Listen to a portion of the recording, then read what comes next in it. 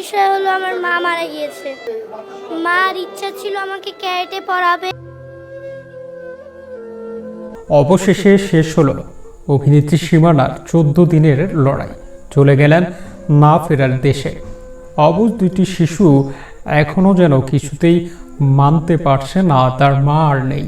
দীর্ঘ লড়াই শেষ, আর ফিরল না জ্ঞান। মাত্র 39 বছরে শেষ হলো এই অভিনেত্রীর কর্মময় জীবন। হাসপাতালে 14 দিনের লড়াইয়ের পর চলে গেলেন অভিনেত্রী ও মডেল রিশতা লাবণী সীমানা। আজ মঙ্গলবার সকাল 6টায় শেষ নিঃশ্বাস ত্যাগ করেন তিনি। গণমাধ্যমকে তার মৃত্যুর খবর নিশ্চিত করেন সীমানার ছোট ভাই এজাজ বিন আলী। মৃত্যুকালে সীমানার স্বামী 2 ছেলে রেখে গেছেন। গত 21শে মে সীমানার স্ট্রোক হয়। দ্রুত তাকে রাজধানীর ধানমন্ডির একটি হাসপাতালে ভর্তি করানো হয়। পরে চিকিৎসকদের পরামর্শে রাজধানীর ন্যাশনাল ইনস্টিটিউট অব হাসপাতালে ভর্তি করা হয়।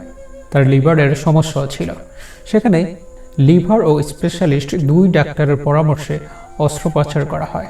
পরে তার জ্ঞান না ফেরায় আইসিইউতে রাখা হয়। গত বুধবার সীমানার শারীরিক অবস্থার অবনতি হলে বঙ্গবন্ধু শেখ মুজিব মেডিকেল বিশ্ববিদ্যালয়ে স্থানান্তর করা হয়। সেখানে সীমানাকে লাইফ সাপোর্টে রাখা হয়।